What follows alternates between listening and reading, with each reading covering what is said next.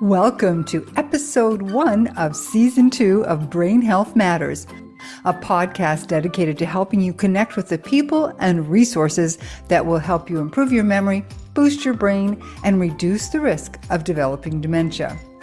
In season 1, we had a new episode every week, but for season 2, at least for the first few months, we're only going to be releasing a new episode every 2 weeks so that I can focus on treating the many clients who are seeking help and so that I can focus on writing my newest book, The Mindful Brain. So be sure to subscribe to Brain Health Matters on YouTube or your favorite podcast service to ensure that you get all of the latest episodes as they're released.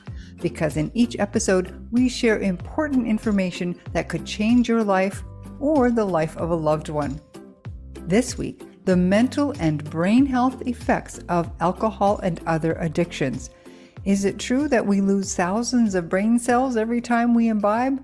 You'll find out in just a moment. Brain Health Matters is brought to you by Don't Let the Memories Fade. Learn many enjoyable ways to enhance body, mind, and spirit with simple lifestyle changes that will help you improve your memory and your mind. You can create a healthier, more vibrant future with Don't Let the Memories Fade. Available in ebook and paperback on Amazon everywhere. Hello there, and welcome to Season 2 of Brain Health Matters. I'm your host, Kate Kunkle, and this week I'm joined by Stephanie PRATICO. She's an independently licensed mental health and alcohol and drug abuse counselor. She's also a clinical supervisor and educator who's been in the field for 12 years. Stephanie works with patients with substance abuse, addictive and mood disorders, and focuses on depressive and anxiety disorders. Stephanie believes that we can find healing through self-love and compassion, physical self-care, and joy in movement and mindfulness practices. We are so on the same page. Stephanie also advocates that maintenance of physical health is crucial for emotional wellness and a strong self-esteem. Welcome, Stephanie. Thank you so much for joining us. Thank you, Kate, for having me. It does seem like our approaches and our philosophies are very similar, so I'm sure your listeners will enjoy hearing our conversation. I'm sure they will as well. Yes, because we're not just little bits of people, right? We're not pieces. We are holistic beings, and everything depends on everything else. Yeah, absolutely. And the fact that the title of your podcast, aptly named Brain Health Matters, but also seeing like the brain captain of the ship, but also our heart, our emotions, our spirit, our physical body. How does it all tie together? The brain is the control center, absolutely. And I remember when I was younger, it was commonly thought that if we have one incident of overindulgence or binge drinking, we're going to kill like millions of brain cells. Is that true? Yeah, I know. We were going to embark on that question today and just kind of look at the bigger impact of alcohol, both on the short-term and long-term side effects and what happens with alcohol in the brain. And to answer that question right off the bat about the language out there that alcohol, one night of binge drinking, you're going to kill a bunch of brain cells. I'd say that's an overly simplified kind of version and maybe a little bit of scare language, right? So binge drinking, let me answer the question first about the killing brain cells piece. So killing brain cells is kind of a, maybe not the right way to say it. So it does impact our neurons in the way that messages are communicated in the brain. So in the short term, like that is definitely something that's happening. It impacts, it brings down our inhibitions, and we know that that can lead to some consequences. And some people love the slowing effect that it has on our brain in terms of we can feel more at ease, more relaxed, and things like that. But and part of that is on the neurotransmitter level. But in terms of killing brain cells, that's a little bit of a hard way to put it. Now, that said, like long-term consequences, yes, there's definitely been studies that have shown in the way that atrophy shows in the brain after long periods of chronic drinking or even moderate drinking. But the one-time overindulgence, that can be a hard way to say it. Now, that said, I'm not saying go out and do that. Well, I'm sure there are a lot of people who are listening to this who are very relieved that it doesn't mean that you've killed a gazillion brain cells. What other things, though, can it do within our brains while we're engaging in drinking alcohol? It doesn't mean like over imbibing, but rather just drinking. Right. Yeah, so short term, one of the things that we talk about most, like a short term brain impact and the way that it alters our chemistry is that impacts GABA functioning. And so GABA is one of our neurotransmitters, and it's related to regulating our nervous system. And so when we get into that slurred speech, lack of coordination, that's what's going on there. So we notice that, if there's one night of even just having one glass of whatever, and then like the more that we have, the more that GABA transmitter is being impacted and so on. I think one of the main things that I do want to say about those overindulgent nights and the binge drinking, since you asked, is those consequences that come from the lack of inhibition and the mood lability, and sometimes people can have like a manic response to drinking or engage in risky behavior. And so those consequences, that can come from the changes in the chemistry and our inhibitions, that's something that obviously can be very impactful. Sure. Yeah, I never really thought about that in terms of how just changing our inhibitions or like speaking out a little bit more than we might normally speak out or that sort of thing, and it can have long-term consequences. How about some of the long-term effects on the brain, though, the physical brain? Right. Yeah, so they've found, plenty of research has looked at the shrinkage in the brain of heavy users. And so shrinkage is another way to say atrophy. So it's parts of the brain that are not being utilized, so to speak. And so they've found, there was a study out of University of Oxford that found that people drinking 4 or more drinks a day, which we would say is heavy use, they're 6 times more likely for a risk of shrinkage in the brain that they can show on scans. So 6 times more likely 4 drinks or more. Now, we can say that that's heavy drinking. So 2 to 3 drinks is 3 times more likely. And then even just 1 drink a day, they have shown that there can be some risk for atrophy in the brain. Now, I do know that it does increase the likelihood of, or it increases a risk factor for dementia. Yeah. Absolutely. Yep, absolutely. And that's what the atrophy points to there. And then also there's a type of dementia specific to alcohol use called Korsakoff syndrome, if you've heard of that. And that also has to do with nutrition deficiencies, there we go, that can come from alcohol use. But then there's also piece of cardiovascular issues that can come, the impact of poor sleep, chronic poor sleep from alcohol use. So, it does, when we're talking mind, body, spirit, it really can impact us in many different ways. Another thing is the mental health aspects of it, right? Not just even for addiction, but it can be, if the brain is atrophying, that has to affect some portion of mental health as well. Oh, absolutely. And I can tell you anecdotally, and working with thousands of people at this point, the impact that alcohol use and the decision making that can go around that, and also the reward pathways in the brain, and how when we're caught in this compulsive cycle of, oh, this is something that feels good, I'm going to keep doing this over and over and over, and how that can feel, clients of mine have referred to that as feeling insane, like that it's just like I'm very stuck in this loop and I can't get off of it, and how that can lead to feelings of hopelessness, depression, anxiety, and then never mind, like we were saying earlier, some of those other consequences that can come that create their own problems, like say in a relationship or legal issues or work issues or things like that. Well, sure. So depression and anxiety are so common, especially now, it seems.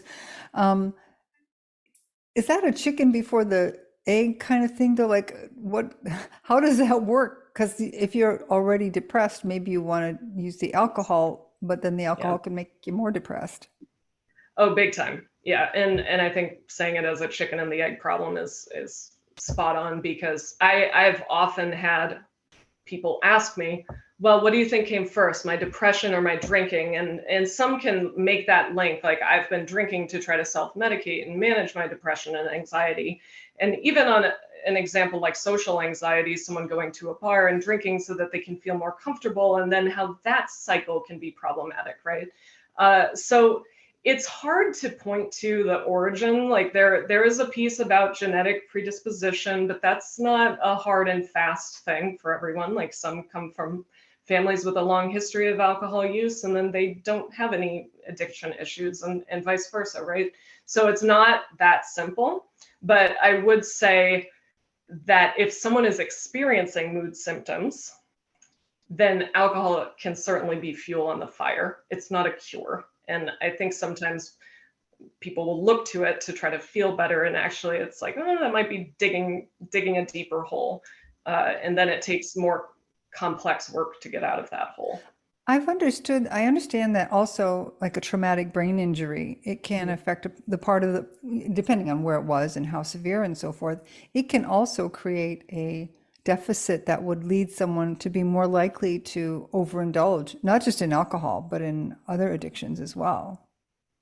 Oh, absolutely. Absolutely. And that, again, when we're talking about traumatic brain injury and like the complexity of that, and when we were talking about lower inhibitions earlier, those with TBIs tend to have some issue with executive functioning and making some good decisions, and so that can be impaired, certainly. And that's I would say, in terms of pouring fuel on the fire, someone with a TBI, we certainly wouldn't be recommending to be drinking.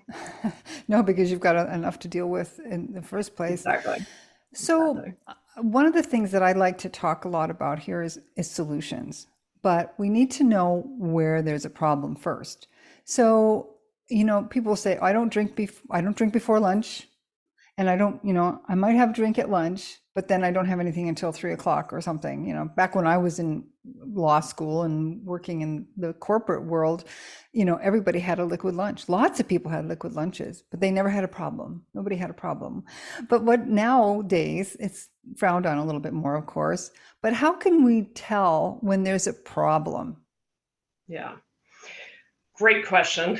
And it's one that I've faced many times when people are explicitly asking that question, like, do you think I'm an alcoholic? And there's so much connotation around that word in our culture, right? And even to say I'm a problem drinker is a hard thing for people. And there are images and associations with those words, and I don't really have a problem with it. And so people trying to get an answer to that question. And I always look at the question, well, it's not necessarily how you're drinking, what time you're drinking, how much you're drinking, but what happens when you drink?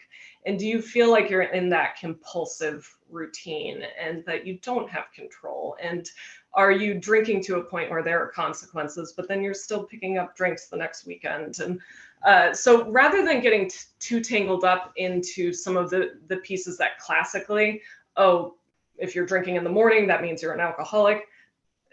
I also don't personally love the term alcoholic because I think it comes with so much weight that when I'm working with people, I say, why don't we just not even call it that? Now, I know there are some that say, own the label and let's call it what it is.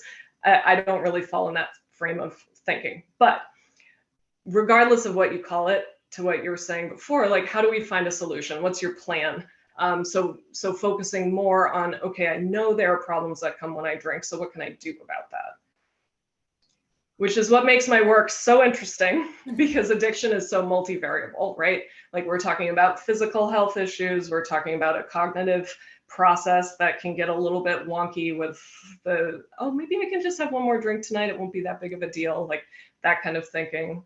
The way it impacts our emotional process, the way it impacts our social lives. I mean, it just goes on and on. So there's no one, it's not like a broken arm that you just wrap it up fine. Right. There are a lot of different facets to cover. Right. So the warning signs that somebody might say, okay, it's time for some help though. So like you say, not about the time or whatever, but how it's impacting their function. Is that what you're saying would be the warning sign? I'd really point to what are the consequences that are coming. And one of the things that can be very challenging is for the folk that are in the functioning alcoholic territory. Because if there aren't any, what we call in the addiction world, rock bottoms, if you have something like a DUI or you lose a job or something very overt that we can say, okay, that's a consequence of my alcohol use and I need to do something about it. Right. But for those that are having 3 to 4 drinks every night and maybe have some marital discord, but they don't have anything that's so disruptive that is shedding light on this is a problem and I need help fast, that can be a really hard thing to face. And often people don't want to face that. Yeah. And for the family members, it's also difficult because how do you broach it when Yeah. when there aren't obvious physical signs? Like in my case, I'm a brain health coach, and I know that alcohol use destroys the brain over time. It does. It just makes a big impact physically, and then of course it ends up having a cognitive effect. But how do I tell someone that I care about that isn't drunk, that never shows lack of judgment really or anything, but just drinks a lot? How would someone like me bring that up to someone, or somebody who doesn't have my background and still sees and knows that there's an issue? Like, it is a real hard thing. Yeah. And I love that question. And I wish I had an easy answer for you on this, but as a friend and family member, and it sounds like you've faced this, I've faced this outside of my professional life, how to have conversations with friends about their drinking. And it is such a touchy thing, especially if you're talking with someone who doesn't want to look at it at all. It's like, this is not at all a problem. And they just have a very closed door to anything on the subject. One of the realities in addiction work is the person who is drinking is the one that needs to recognize that they need to make a change. So when we talk about it clinically, we have strategies that we try to guide someone to recognize the consequences and ask questions like, what would it be like if you didn't drink for 30 days? Like, what are some things that you think might change? And so the strategy there, motivational interviewing, it's like we kind of take this approach with like a positive, tell me some of the positive benefits that might come from putting down alcohol for a period of time.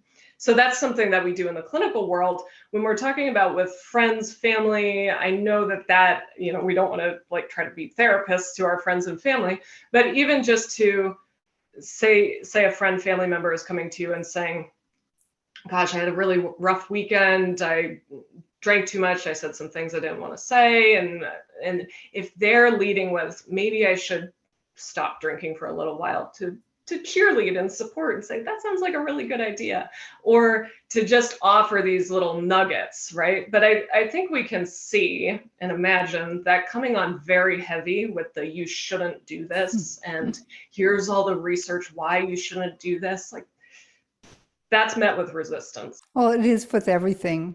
I try to get people to eat healthier, just trying to, that comes with resistance. Well, I deserve to have dessert. Or, it doesn't seem, and I wanted to bring this up. Addiction is addiction, right? Whether it's to food, sex, alcohol, drugs, whatever. So we've got the same process going on, I believe. Absolutely.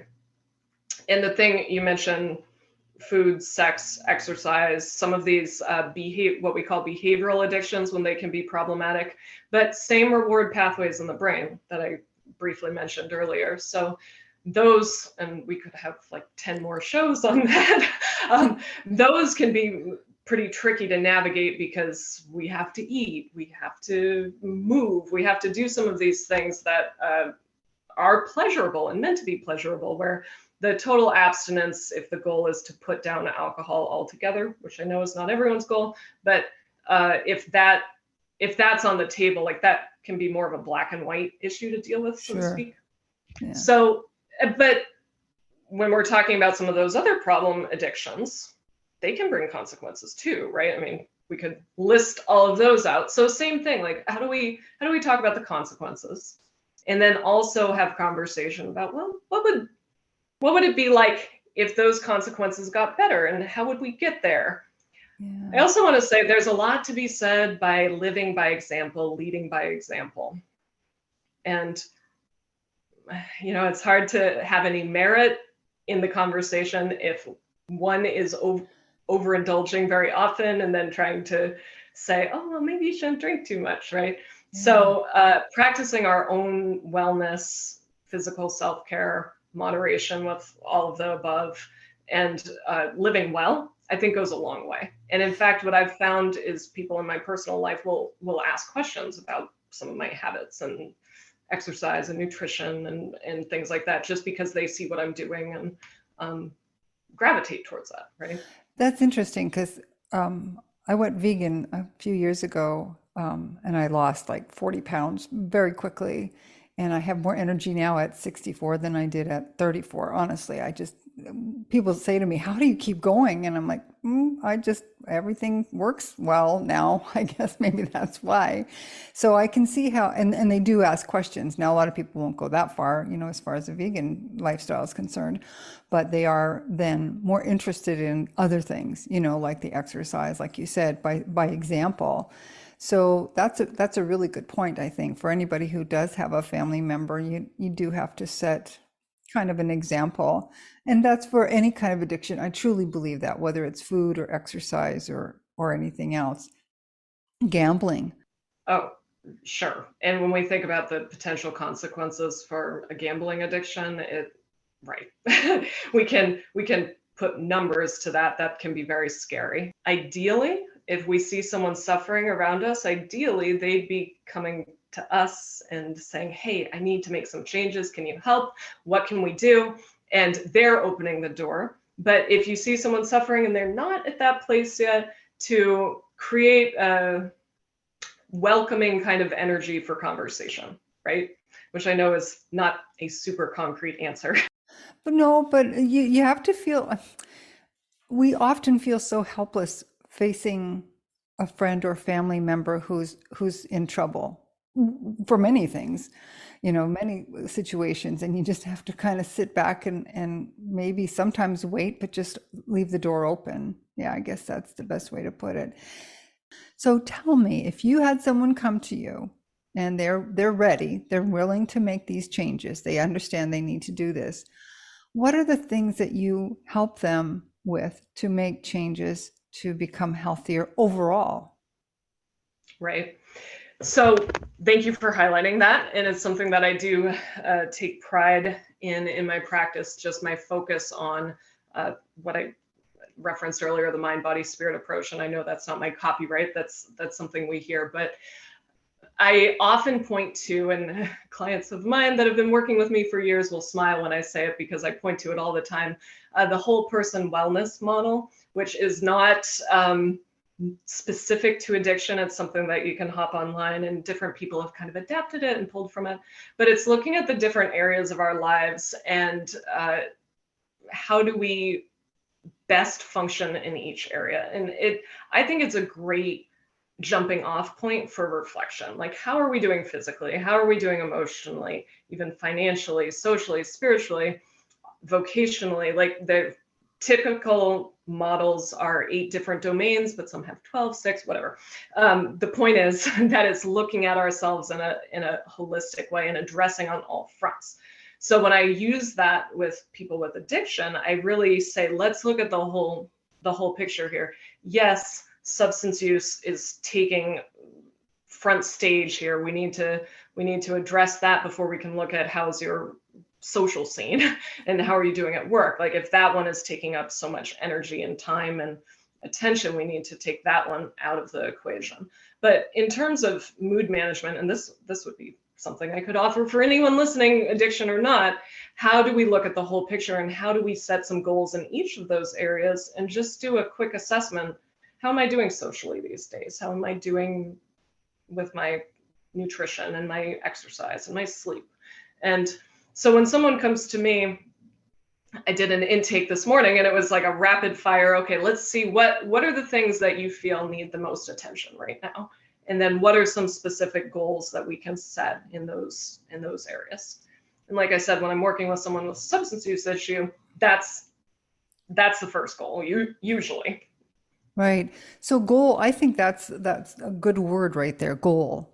What is my goal? Because if you don't know where you're going, you don't know how to get there. Mm-hmm. Right. And I really encourage to get specific with goals and to get really tangible, concrete, baby step kind of goals, because one of the things that can happen with counseling, of course, someone comes in and says, I want a happy life. I want to feel better. I want to feel good. And that awesome.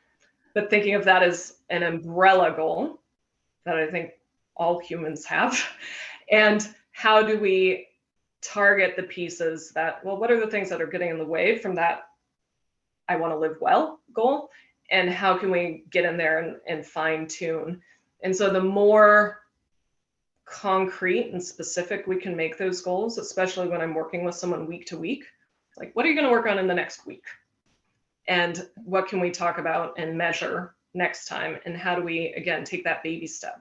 That also gives someone a sense of accomplishment too. Oh yeah, we need that. That creates a lot of good neurotransmitters in our brain, and we need those accomplishments.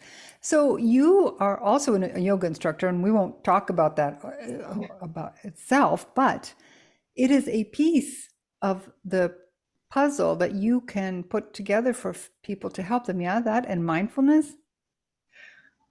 Yes, and I agree that is a huge blossoming conversation that we could have too. But I firmly believe, and just to say in a very broad way, that being more awake in our moments, so being more mindful in our moments, being more in tune to what's going on within us moment to moment, like a little mini check-in. How am I doing today? And we can see how that would relate to the addiction piece, right? If you can keep asking yourself, how am I feeling today? What do I really need? How those answers might prevent, oh, I just need to have a glass of wine at the end of the day, right? If we can address things moment to moment as they come up, rather than just ignoring how we're feeling throughout the whole day, right? But for anyone, again, addiction or not, getting a better practice with how am I feeling in self, in my thought patterns, in my emotional state, what's going on with my little automatic behaviors today, but then also the mindfulness of what's going on around us so that we can better respond, so that we can enjoy, we can save our lives and lead to that life satisfaction that does help depression, that does help ward off addictive and problem cycles like that. So I do believe that living in a more mindful, awake, I always say the first step is awareness. Like if you can be really aware of what's going on around you, I think that can really ward off some of the mood pieces we were talking about earlier, and certainly wanting to pick up some kind of substance to try to heal what's going on. So that would be how I link mindfulness to a better lifestyle. And then in terms of yoga, big conversation, but physical practice of yoga is just one facet of yoga, but any kind of physical movement and just physical self-care, I just think needs to be happening for healing. And what that looks like for someone, I mean, that's specific to the individual, but to be moving and to create a positive relationship with the body, and this is our vehicle, let's take care of it, right? So which is one of the tenets of yoga practice. Sure. Stephanie, this has been wonderful. You are such a wealth of knowledge. If you had somebody come to you and they were just not sure what to say or think or do about an addiction, what is one message that you think would be important for them to know? My one message would be that living better is possible. Living well is possible. So recovery is possible if we want to use that language. Getting help, getting support, untangling some of the problem patterns, all of that is possible. Because one of the things that can evolve is this feeling of, I'm never going to get better. This is as good as it's going to get. And a real sense of hopelessness with that. And again, I used the word insane earlier, like that can start to feel like a very insane process. And so my first piece would be hope. I love that. So hope for someone that's suffering, again, depression, anxiety, a mood disorder, addiction, hope that it can get better, I genuinely believe is true for everyone. And that would be, I guess that would be the first thing I would offer for friends and family too. With friends and family, it's a little bit of a different camp because we have to kind of watch and hope and evolve for the other person, offer support in that way. But really starting with that piece of hope and latching onto, even if it's like the tiniest bit, latching onto that and trying to like build that flame or feed that flame.